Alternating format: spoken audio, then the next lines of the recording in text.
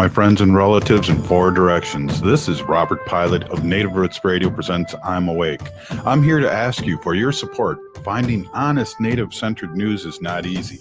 But with your support, we're able to provide accurate information about Standing Rock, Line 3, treaty violations, and COVID-19 in our Native communities.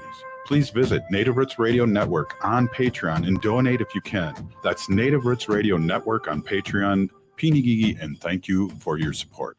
J&S Bean Factory is a Native-owned, community-supported, cozy, artsy coffee shop which offers roasted on-site beans, live music, and baked goods. Relax in the beautiful outside patio. City Pages writes, voted top 10 coffee shops. Tucked into a quiet corner of St. Paul's Highland Park neighborhood, this coffee shop roasts beans on-site from the best coffee-growing countries in the world. Located at 1518 Randolph Avenue, St. Paul. The good stuff. Doherty Family College at the University of St. Thomas is your pathway to a bachelor's degree. Located in downtown Minneapolis, Doherty Family College offers an affordable education that includes free textbooks, a laptop, meals, career coaches, and a Metro Transit pass. As a full-time Doherty Family College student, you'll benefit from mentorship from St. Thomas faculty, along with paid internships and support from Minnesota's largest private college. Ready to turn your dreams into reality? Apply now at dfc.stthomas.edu. Doherty Family College, your journey to success starts here. Activism in the 21st century takes many forms. For Minnesota Chippewa artist Rory Wakeup, it's Funktivism. He uses humor, satire, and regalia to challenge social and environmental injustice. Smart Wars is Wakeup's latest solo exhibition. It's a bold mix of Indigenous heritage with modern commentary. Through his multimedia art, Wakeup challenges perceptions and sparks conversations about Native resilience, climate action, and truth-telling. See Smart Wars at All My Relations Arts in Minneapolis, February 27th through April 5th. Details at allmyrelationsarts.org. The city of Minneapolis is now on Native Roots Radio with Minneapolis AIR. AIR stands for American Indian Relations. Guest host Christine McDonald talks to people about important things affecting the city's Native communities. Minneapolis AIR dives into topics like public safety, public health, elections, and so much more. Tune in to Minneapolis AIR on Native Roots Radio from 5 to 6 p.m. on the second Wednesday of every month, right here on AM 950. With a look at your AM 950 weather, I'm Patrick Lilia. Cloudy tonight with a low of 45. Then Friday, patchy fog gives way to sunshine with a high of 73. Cafe Latte is unlike any restaurant you've ever experienced. Grab a tray and pick from their award-winning selections of soups, salads, sandwiches, and mouth-watering desserts. Cafe Latte, Victoria Street and Grand Avenue in St. Paul, or cafelatte.com. Portions of Native Roots Radio may be pre-recorded. It's a good day to be Indigenous. Get up, stand up. They are going to become more brutal. Couldn't cut, hit me cut again. Because all the hippies were trying to be Indians anyway. They're going to become more repressive because it's a matter of dollars and their illusionary concepts of power. Hey, Victor. We must live in balance with the earth. And also with recent happenings at Wounded Knee. I am awake. Welcome to Native Roots Radio presents I'm Awake, and I'm your host, Wakanja Hade. Hey, Katagi to all my friends and relatives in four directions. You are listening to Native Roots Radio presents I'm Awake, and I'm your host, Robert Pilot. We discuss local, national, Native news and events, and as you know, Chujunk, Native issues are human issues, and human issues are Native issues. Yes, you are right, Deka. And this portion of the show is supported by JS Bean Factory off Randolph Avenue in St. Paul. Only the good stuff keeps us awake. Hey, right after the show, we're going to be running. I'm going to be jogging, but not running to the History Center tonight. Me too. I have my JS Steve's coffee here, and I'm gearing up to go to another thing right after this. And we're talking about it's kind of like a celebrating Women's History Month kind of talk person, giving some speeches today at the History Center. I know Verna Volker will be there from the Navajo Nation, and Verna is the founder of Native Women Run, NWR, which has been really blowing up in a good way over the past couple of years. I know they've been on Oprah and stuff like that. So Verna will be there talking about her experience as a Native ultramarathon runner. I know Carrie Tollefson will be there speaking as well, and Carrie represented Team USA in the 2004 Olympic Games. Right. And that's exciting. And everybody that can, the parking's great there. And I do believe because it's Thursday, it's free parking too. Yeah, so it's free parking every Thursday at the Minnesota History Center is free. So you get in free to the History Center, and then parking is also free. So that's really cool. And I know Rita Arndt, who comes on from the Minnesota Historical Society, Native American Initiatives, has told us that they kind of have been planning their programming around those free days to make it more open and accessible for people. That's awesome. And I'm going to be running right after the show, and maybe I'll make it down there too and celebrate Women's Month with everybody, and with these two unbelievable people that'll be speaking. The Native Women Run, and Verna and Carrie. Yeah, and also too, if you want to check out that exhibit, it's called Girlhood, It's Complicated, and it kind of celebrates, different women's journeys and stories. And I know Turtle Mountain Ojibwe Brooke LaFleur is featured in that exhibit as well. I think that's up through the middle of next month. Very cool. Hey, let's switch gears, Haley.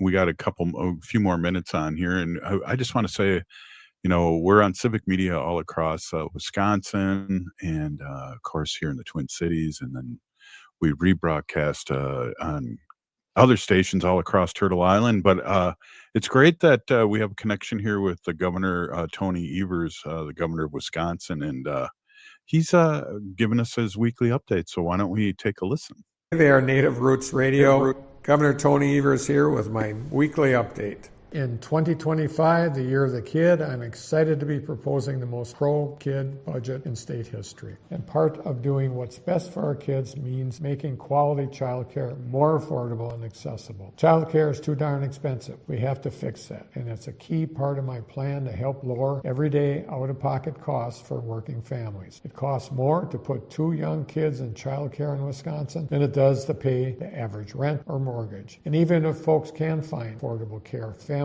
may be wait-listed for months. Childcare providers are stuck increasing costs while classrooms stay closed and wait lists grow. It's why in my comprehensive plan to lower everyday out-of-pocket costs for working families aims to help make childcare more affordable, expand provider capacity, and reduce childcare wait lists for families across our state. Lowering the cost of childcare is about doing what's best for our kids while doing what's best for our workforce and our economy too. My Pro-Kid budget invests over $500 million to make our Child Care Accounts program permanent and ongoing. Without additional continued investments, over 2,000 child care programs are projected to close, resulting in over 87,000 children without child care in Wisconsin. And the resulting lack of access to child care could potentially cause about $500 million in economic impacts across the state. Folks, failing to stabilize our child care industry will have disastrous consequences for working families, our workforce, and our economy. Wisconsinites need the legislature to get serious about lowering out-of-pocket costs for child care this session. No more excuses, folks. It's time to make child care more affordable in Wisconsin. Let's invest in our child care providers so that they can hire more staff and reduce wait lists so that we can give working parents and families a little more breathing room in their household budgets. That's a win-win-win-win for our kids, our families, our workforce, and our state. Thank you.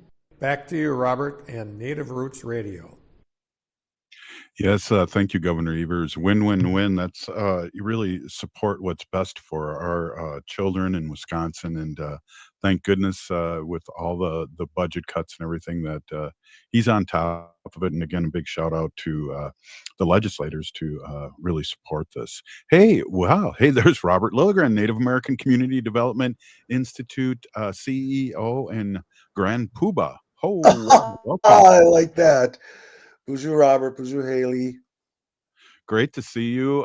Beautiful day here in the Twin Cities. I was out walking with my shorts on, so you probably won't see me the rest of the year now with real long pants on unless I have to. It's gonna get cold. Sorry, I missed the sight of you walking around with your shorts.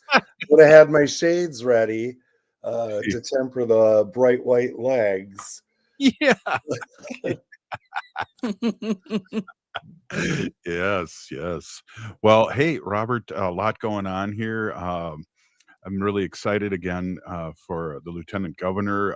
Really see her all over the place, really Love doing, it. I guess, coffee chats. She's getting together with communities all over. She is, and she's really working it. Our lieutenant governor, our Ojibwe sister, Peggy Flanagan, is running for our U.S. Senate. And it's all Hmm. very exciting. And so she is just working it. She jumped into the race immediately when a vacancy with the retirement of our Senator Tina Smith was announced. Hmm. And I think she's just doing great. Yeah, and you know this more than anyone, but I believe she has probably the most word name recognition of a lieutenant governor than in my lifetime. That I there's times where I couldn't tell you who the lieutenant governor was. Right. I think that's a really good point. And I really give some of her predecessors in that office, like our current Senator Tina Smith, who really had more co-governing models, right, with their governors. Tina Smith was lieutenant governor to Mark Dayton. I feel like Tina really laid the foundation, or Senator Smith really laid the foundation for this more high-profile, more active lieutenant governorship. And then Peggy Flanagan, our lieutenant governor, our Governor Tim Walz, have really taken that to the next level.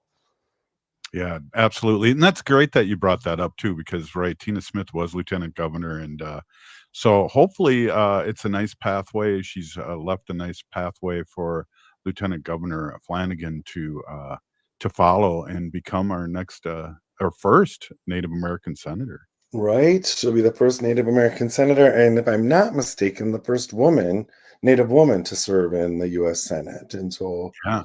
she's kind of a big firsts person, that Lieutenant Governor Peggy Flanagan is, but long overdue with the mess that's going on in DC. We need people like Peggy, following in the footsteps of someone like Senator Smith, but true people who truly care about the people they represent, the states they represent, doing good for as many people as you possibly can, and not just a select few who tend to agree with your ideology or your political partisanship. And I think interesting things are going to happen in the 2026 elections, the midterms.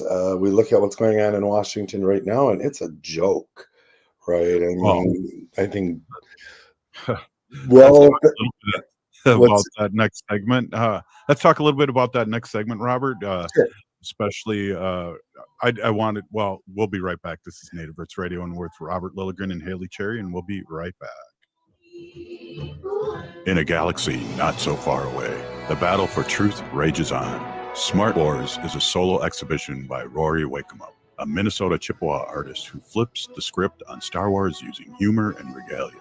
Wakemup challenges colonial narratives and reclaims indigenous values of balance, resilience, and environmental activism. This exhibition runs February 27th through April 5th at All My Relations Arts in Minneapolis. More information at allmyrelationsarts.org. Support for Native Roots Radio comes from the Walker Art Center, an art space that's more than the spoon and cherry. Galleries celebrate contemporary visual art, including Indigenous artists like Edgar Heap of Birds, Cheyenne and Arapaho Nation, and Jim Demini, Ojibwe.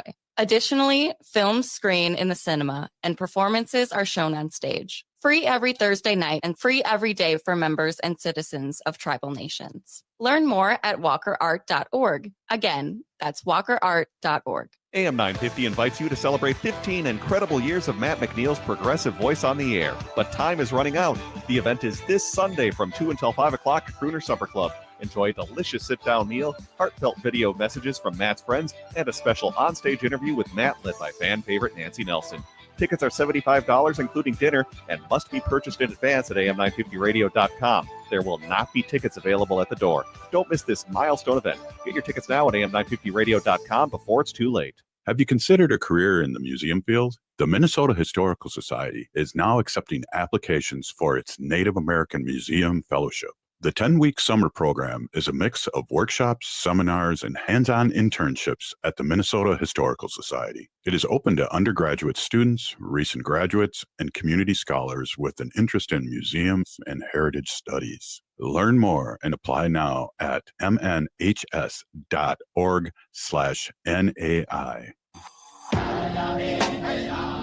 Hi, this is Representative Sharice Davids from Kansas. I'm Ho Chunk, and you're listening to Native Roots Radio. And we're back to Native Roots Radio presents I'm Awake, and this is Robert Pilot. This portion of the show is supported by Native American Community Development Institute, or NACDI, in Minneapolis. Hey, we have our friend Robert Lilligren, President and CEO of Native American Community Development Institute here in the Twin Cities, Minneapolis. And Robert, you were making a good point about national politicians, and I wanted to say this before we went to break. Was that one of the things that I really appreciate about Lieutenant Governor Flanagan is how intelligent she is and how well-spoken she is. And we didn't see that with the signal and the people sending in this last week about going to war. And I mean, goodness gracious. That group of merit-based cabinet hires that put secret classified war plans out on a public chat app that I'm sure can be accessed by more than just the journalists who they included. And that was about the most ridiculous thing I've ever seen out of a administration. It put people in danger. And I think another thing that's interesting that just shows kind of how buffoonish this administration is that it's still in the news, right? 3 days later. And if they would have had the fortitude to step up and say, oh, yeah, that was bad. We screwed up. This isn't going to happen again. Sorry. And kind of moved on, I think the news cycle would have moved on. But the fact that they're trying to gaslight a whole nation into believing that this was all okay, or, it's a hoax. That's what the spokesliar for the president said. This is just a hoax. This didn't even happen. It's like, I'm sorry.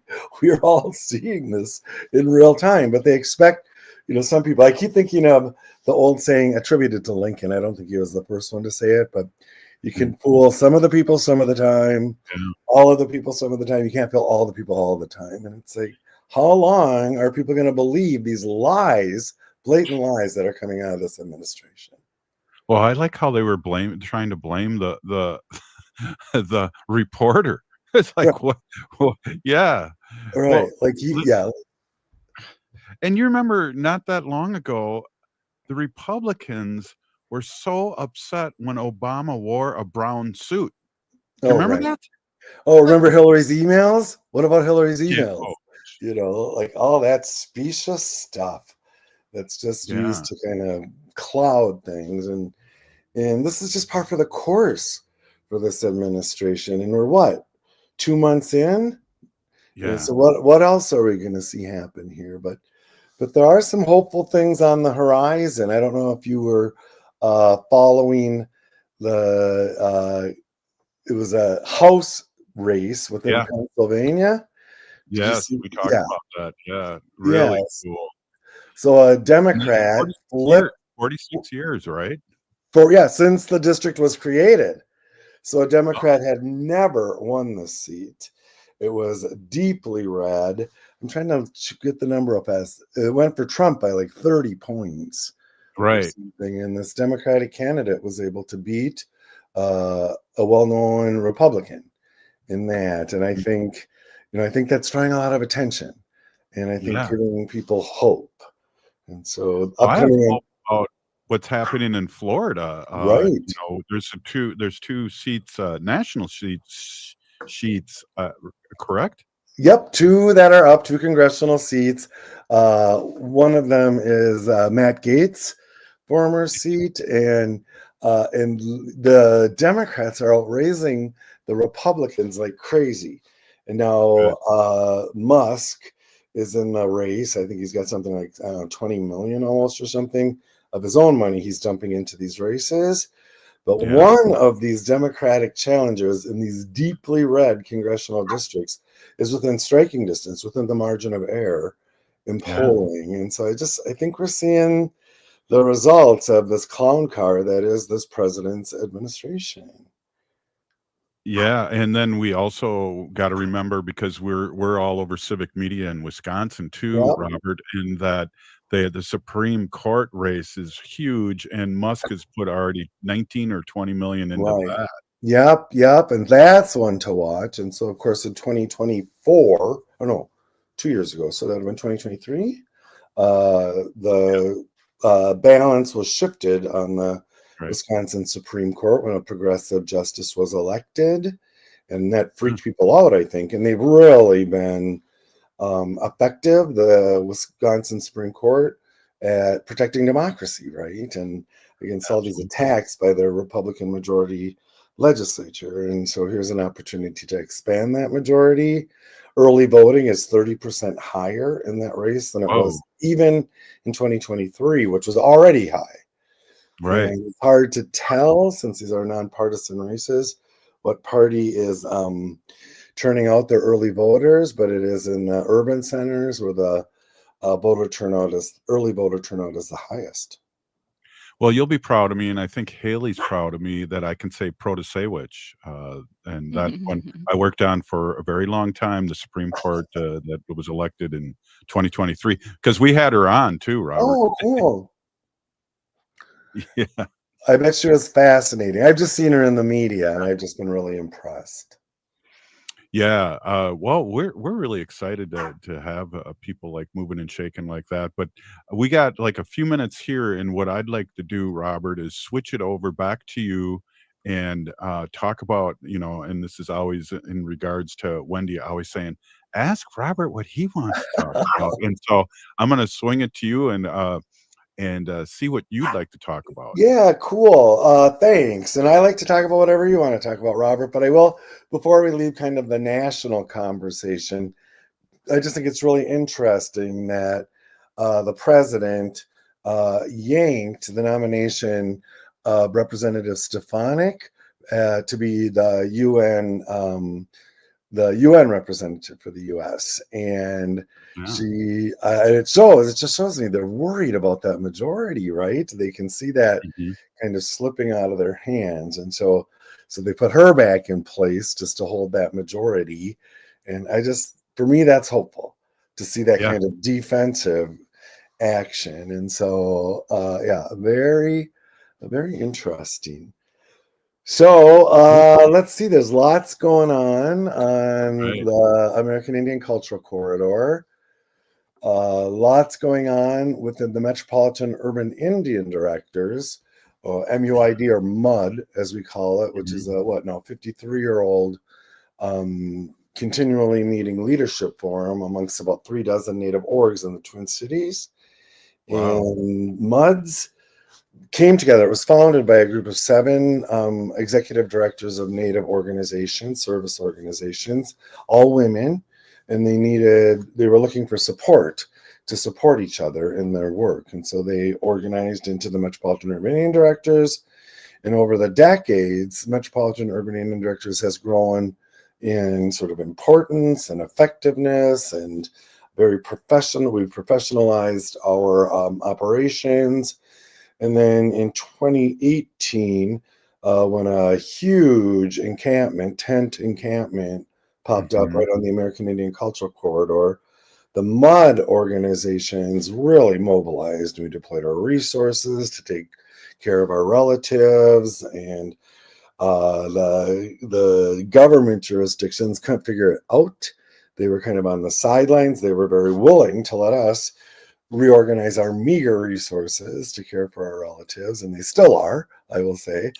And but it really rose the profile of MUD and the awareness that we have a way of, the outside world has a way of engaging with the urban Indian organizations here. And of course, we're not tribal government or anything. We just run a bunch of nonprofits. But we do have broad reach. We have broad constituencies here in the Twin Cities. And so it's been gratifying to watch MUD grow in its impact. And so right now, There's just all these opportunities. Our State Department of Human Services granted $1.5 million to the MUD organizations to do some immediate support and relief for our unsheltered relatives and trained peer coaches and things. But it was an unsolicited allotment of these state funds. That's huge. Our county here is Hennepin County. It's the most populous county in the state, the wealthiest county. That's where Minneapolis is. We're in conversations with setting a memo of understanding with Hennepin County and to direct funds to sort of build the infrastructure of the Metropolitan Urban Indian Directors. And it's just interesting. And then inside MUD, we're going through some growing pains, right? This is kind of different for us. We don't normally fundraise. We don't ever want to be competing with any of the organizations. And so we're having to figure out internally what that looks like.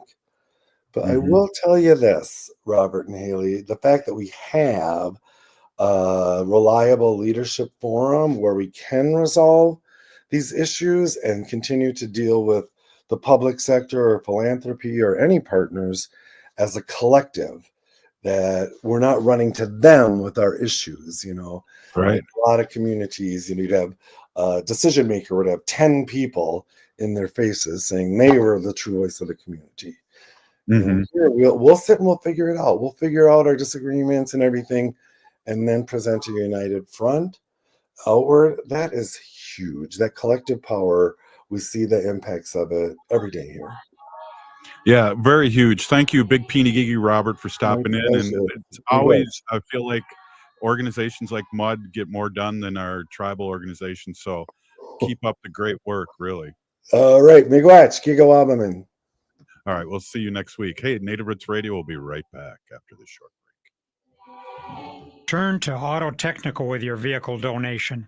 Even though Auto Technical is a small nonprofit, we have helped more families with transportation than any organization in Minnesota. Since '94, we have reconditioned donated vehicles so they have a higher tax benefit. Call Richard at 612-919-5526, 612-919-5526, or autotech.org. End-of-life decisions are not easy to make. Hi, I'm Mary T. of Mary T. Hospice Care. It's important to make sure that this difficult time is meaningful and comforting to you and your loved ones. Our hospice team provides an individualized program of physical, emotional, spiritual, and practical care so your loved one is comfortable and not in pain. At Mary T. Hospice, we understand that choosing the right hospice care provider can be overwhelming, but we're here to assist you. Learn more today at marytinc.com. I'm Rachel Schroman, owner of Schroman Law, and I believe you deserve information. Our firm offers free quarterly estate planning seminars at our office in St. Paul. At these seminars, you can learn the basics of estate planning from an attorney to help you determine which estate planning documents will meet your needs and goals in an efficient and cost-effective manner. You can learn more and register at our website, schromenlaw.com/events. That's SCHROMEN law.com/events. This is Chad, owner of AM 950 for Snap Construction again. Does your home feel colder than it should with the furnace constantly running? Or do certain rooms always feel colder than the rest of the house? Those are signs the attic in your home may need an insulation upgrade. Snap Construction can help by providing a free energy audit for your home's insulation. The average cost of getting new insulation can cost much less than a new furnace. Plus, Snap Construction is a BPI certified installer. That means if you use Snap for your next insulation project, you qualify for up to $650 in total rebates from your energy provider. After my free inspection, my insulation upgrade was completed within a few weeks and the rebate check was in the mail. Snap to it and reduce your heating bill this winter with Snap Construction. Call 612-333-SNAP. That's 612-333-SNAP for your free energy audit when you mention AM 950. Snap Construction, arguably the most well-reviewed exterior contractor and insulation company in the metro. Hey, it's Patrick. Spring showers may bring May flowers, but they also bring big savings with Zero Res. And right now, you can beat the spring cleaning rush with big savings and priority booking by calling our heroes at Zero Res.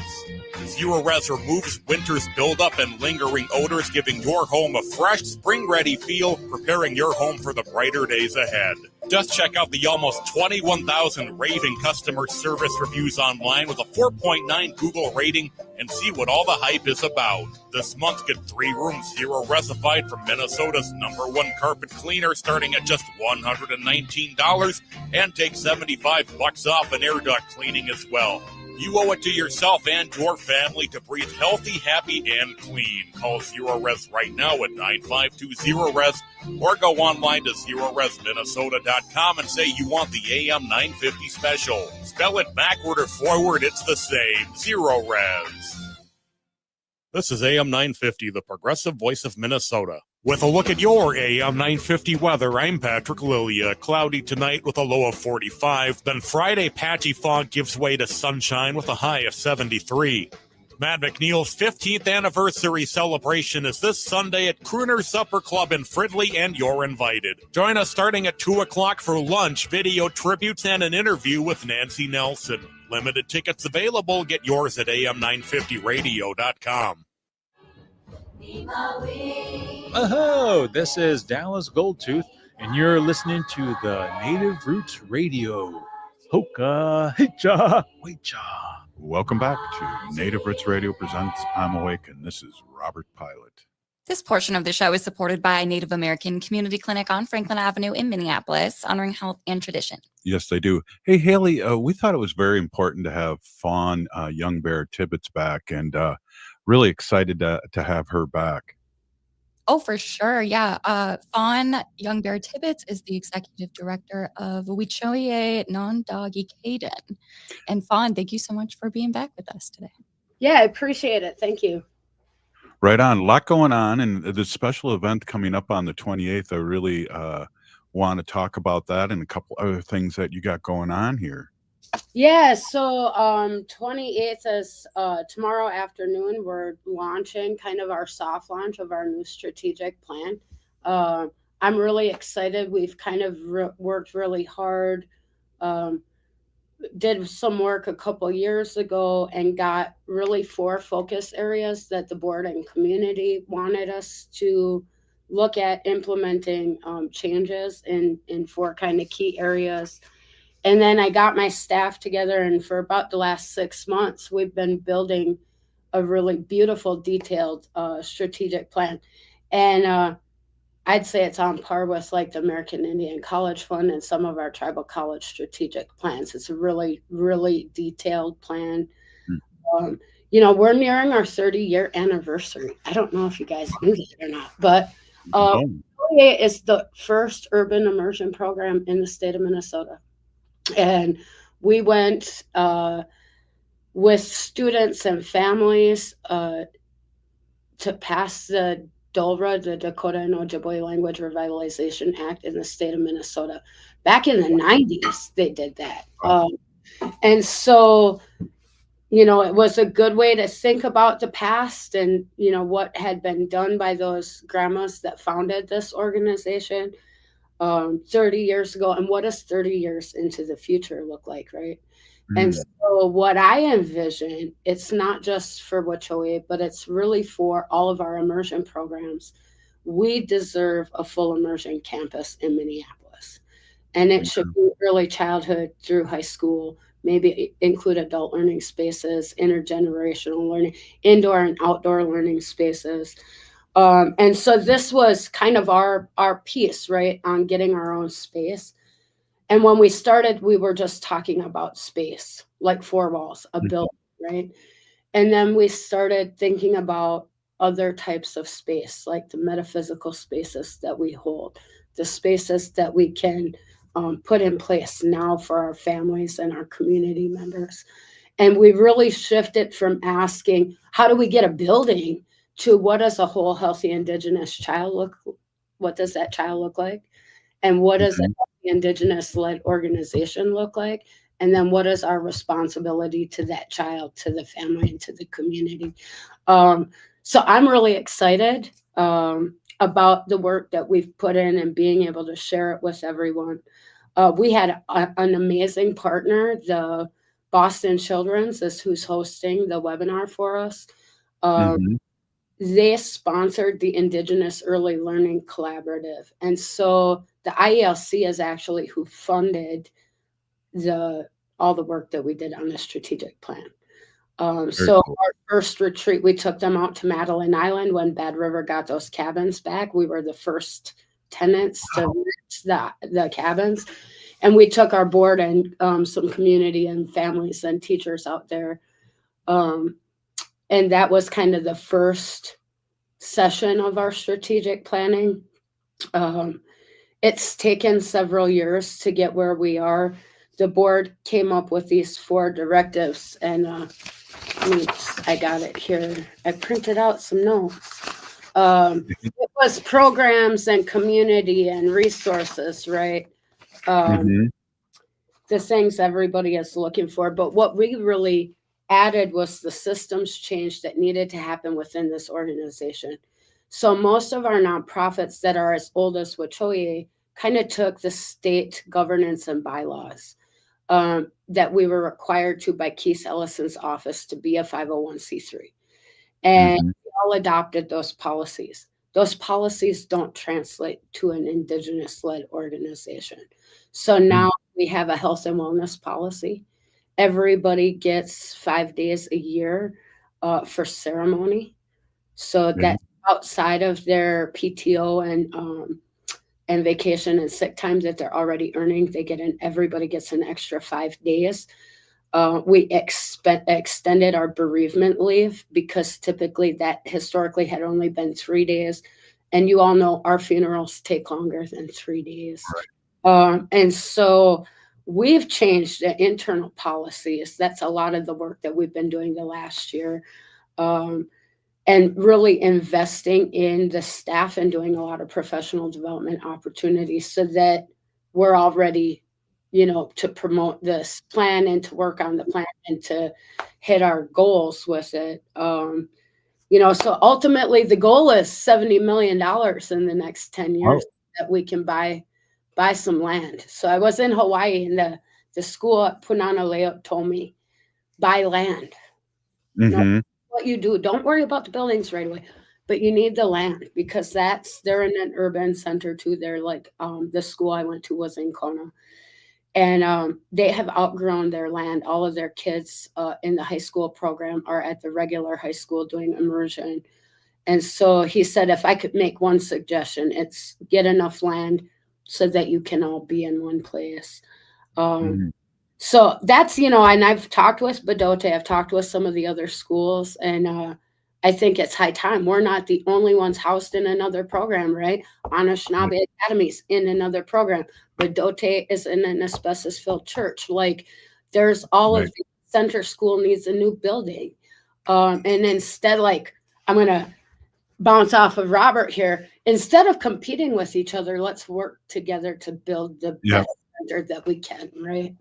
And so I'm super excited about getting to share this with folks. And then our print copy will be available on Wednesday next week. Awesome. So how do people register for the March 28th event? Do you have the link still that we shared last time?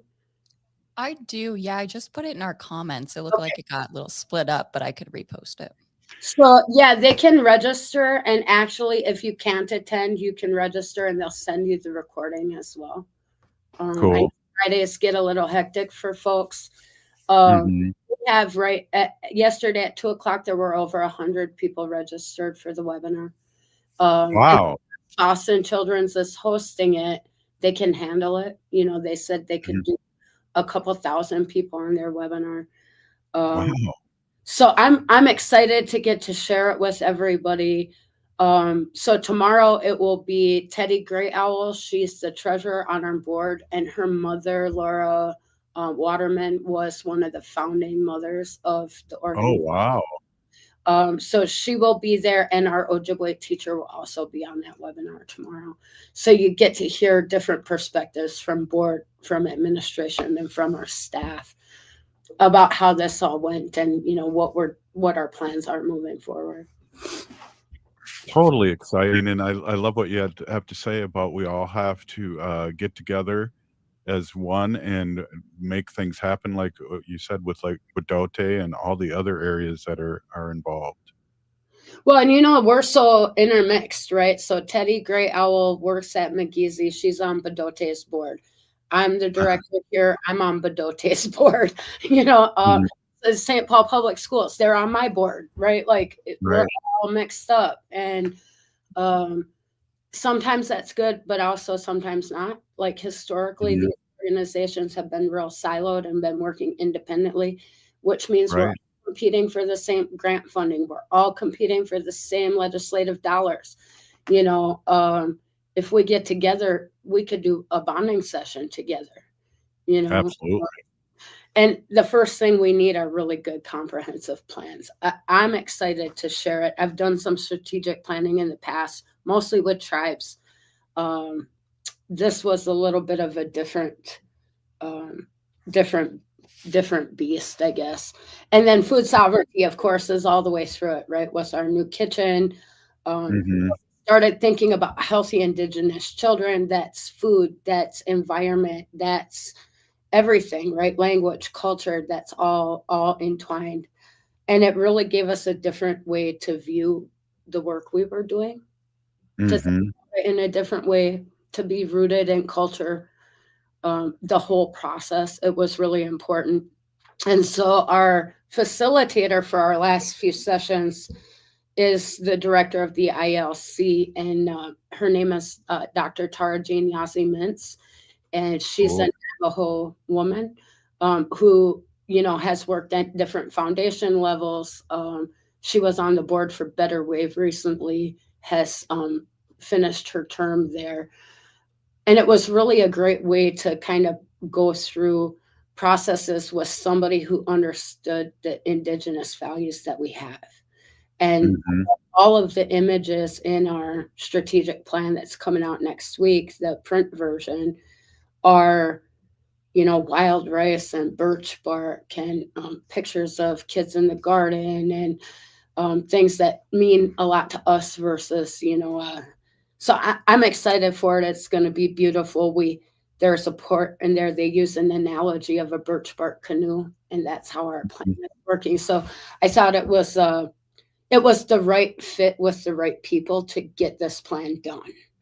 And it helped that they funded it too, right? Because this is a lot of work that we had to do for that. Wow, I'm so glad, Haley, that we got Fawn back on. This is really exciting, and I'm glad we could share this with our listening audience.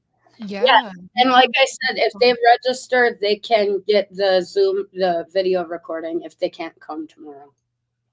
Awesome. How can people find the printed version when it comes out?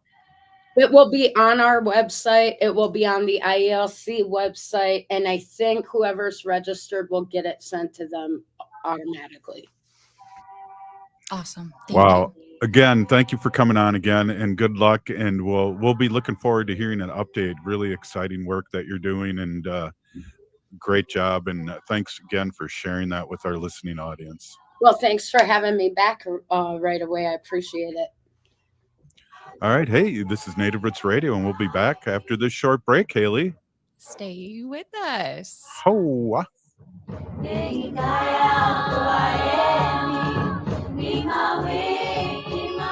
J&S Bean Factory is a Native-owned, community-supported, cozy, artsy coffee shop which offers roasted on-site beans, live music, and baked goods. Relax in the beautiful outside patio.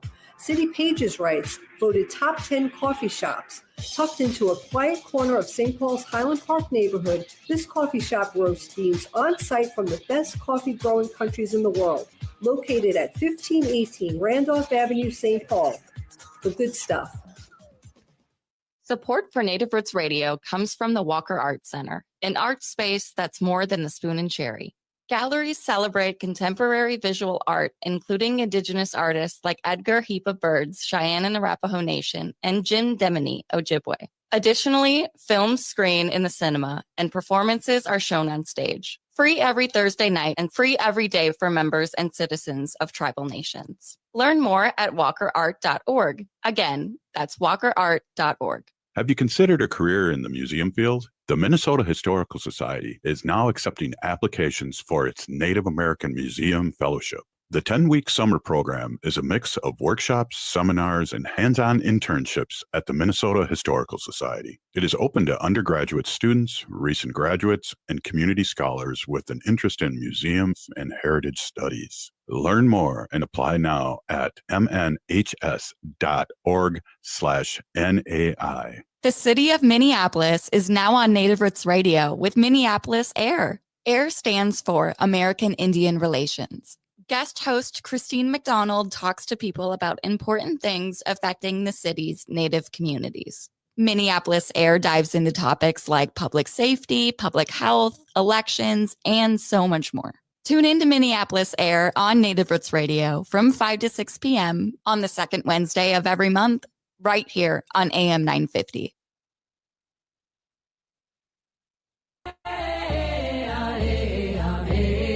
Hi, I'm Jane Fonda, and you're listening to Native Roots Radio. And we're back to Native Roots Radio presents I'm Awake, and this is Robert Pilot. In this portion of the show, we like to bring awareness to our Minnesota wolf population. Say no to the hunts. We speak wolf. That means no. Oh, yeah. Hey, I want to reintroduce Wendy, my awesome and beautiful wife. Wendy's been an animal advocate for many, many years, and she's a co-founder of Native Roots Radio. And then we used to do a show called Pilot's Progressive Party too on AM 950, and that was a lot of fun. And you're a veteran here, and you are a co-founder of Native Roots Radio and an animal advocate, and I want to welcome you. Hey, everybody. My name is Hanajihihani. That means cares for them. I was given that name by my Dega Curtis. Curtis goes by Mashke Hanajingo, which means walks on white clouds. I am a policy volunteer for the Humane World for Animals. Humane World for Animals, formerly known as the Humane Society of the United States. And I work on animal issues at the local and state level. It's always my pleasure to do that. But rolled off your tongue. That was good. It didn't. I have it still in front of me. It's still not rolling it. You know how you have to practice that until it happens. But anyway, I was reading an article earlier about an Italian fisherman. Oh, yeah. I'm going to see if I could pronounce his name. Paolo Fansuilli. Paolo. Yeah. Really? So he's a local fisherman, and he works in the Mediterranean Sea. And he was really, really getting upset about these illegal big giant ocean liners that come in with their trawling nets. Oh, yeah. So the trawling nets come and they put the nets down, and the boat goes, like the ship goes, and in its way it mangles up everything on the ocean floor. Jeez. You know, the carbon stores, the coral reefs, all the seagrass beds, so that all the the animals and the wildlife in the ocean could live there.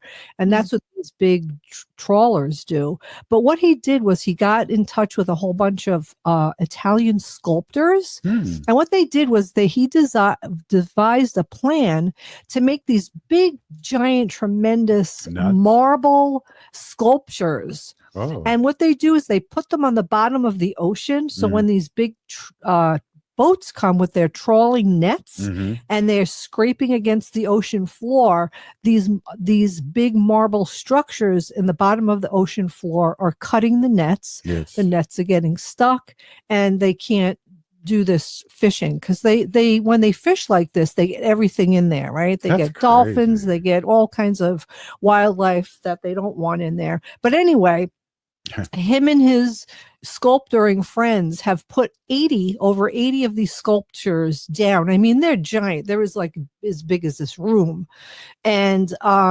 they're really seeing a difference. So the bed of the ocean floor is rejuvenating. Thank goodness. The seagrass is growing. They're seeing more lobsters in the area. They're seeing more sea creatures going there. Even dolphins. So I really want to give Paolo a shout out for taking care of our fish and the ocean floor and our ocean creatures. So I just Yeah. yeah, I mean, we have to do that. We can't have these big nets that come and just, take away Destroy everything. We're not everything. going to have any fish. Most of the fish that you buy anyway nowadays are from fish farms, which are really nasty. Exactly. That's a different segment. Yeah, that's maybe. a whole different segment. Let's do some fun facts. Yeah. So Let's see if you can stump Haley and well, I. some of these are really easy. Some of these we've talked about before, so we're going to see. I know we are Haley's gonna got a good see. young memory. So we're talking about dogs, but there's a dog breed that has a black tongue. Do you guys remember the name of that breed Was of it a dog boxer? that has a black tongue? No, kind of close. No, it's a chow chow. Oh, I would have known. Oh, I remember. Chow, those dogs have black tongues. And what's the significance? So they don't get sunburn, or I have no idea the reason. I could maybe look that up, but it's probably just genetic, and they've had it, in their generation and their genes for hundreds of years. So you can bring that up for a fun fact next week. Then okay, I could look that up.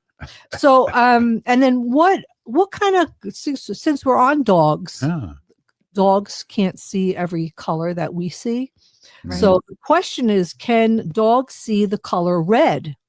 Yes. Red? I think red. No. Haley is right. Dogs cannot see the color red. They cannot. Their eyes perceive yellow and blue, but cannot see ranges from green to red. So I think when their tennis balls are like yellow, and a lot of dog toys that you see in the pet stores are like yellow because they can see yellow. Yeah. Dog's staring at me like I I'm know. a pork chop. Oh no. So here's a question, and I didn't know this. How many teeth does a shark have? Oh, 72. They have 200. They have 3,000 teeth. Oh, way off. Both. Yeah. I said 72. I know. I thought that's like another animal that people perceive of being like really scary. A shark. Well, because they have Shark Week. I know. It's all about destroying boats and Jaws. I know. The movie Jaws. If you think about it, all the millions and people in the ocean all the time swimming and get a few shark attacks. When you do get a shark attack, it's pretty bad, but it doesn't happen very often. And humans kill more sharks a day than anybody gets killed by a shark. So they kind of deserve it. Well, because they make that shark fin soup. Oh, geez. Yeah. That's right. So what's the difference between an African and Asian elephant? We talked about this one time, and you guys had to actually. Oh, yeah. It's like the ears or something. Yes, that's right, Haley. Dang. Yeah. Their ears. African elephants have larger ears, and Asian elephants have smaller ears. It's better to hear you. I know. Which mammal has the most powerful bite in the world? Alligator. A mammal. Oh, An alligator is not a mammal. An Okay. alligator has lays eggs. a beaver. Don't they lay eggs? Yes. A beaver. Has the most powerful bite in the world. Yeah, you see what they do to trees and make dams? Yeah. Is it like the hippo or something? It is the hippo. Are you looking things up, Haley? Haley's No, gonna- I didn't. We'll have like a prize for you, Haley. I remember you said that one before. Yeah. Studied for that one. Yeah. What is a male swan called? Does anybody have any idea? I did Swanee. Not, Swanee. I did not know this. Swanee. A cob. A cob. Oh. C-O-B, a corn? cob. Cornico. Yeah, I'm in there, Yeah. huh? Mm-hmm. Ty Cobb. I know. Baseball. So a rhinoceroses, Impossorous's. their horn. Do you know what their horn is made of? Rhino. Bone cartilage. Yeah, close. Keratin. Yes. Ooh. Yeah. Smart. It's just keratin. I mean, I don't know why people are killing these rhinoceroses for their horns. Yeah. Anyway, that's another whole segment, right? Yeah, we've talked about that over the years. What is the tallest species of penguins? The black and white ones. Yes, and they are called emperor. Aren't they all penguin. black and white? Wait a No, minute. there's little small ones, and they have different colors. Wait, but the emperor wait, penguin, and they're Haley. pretty big. They're like 3 or 4. I don't think Haley knew the answer there. No, I did. Emperor penguin. What is the heaviest species of monkey? Oh, orangutan. Oh, it's called a mandrill. I'd have to look that up. Mandrill. Wow, Wendy, Yeah. some fun So facts these are here some fun facts. from Wendy Pilot. Cares for them. Hey, this is Native Roots Radio. We'll see you next week. If you're listening to us, you're part of the resistance. Stay tough, everyone. We're still here. We are the 7th generation. Hey,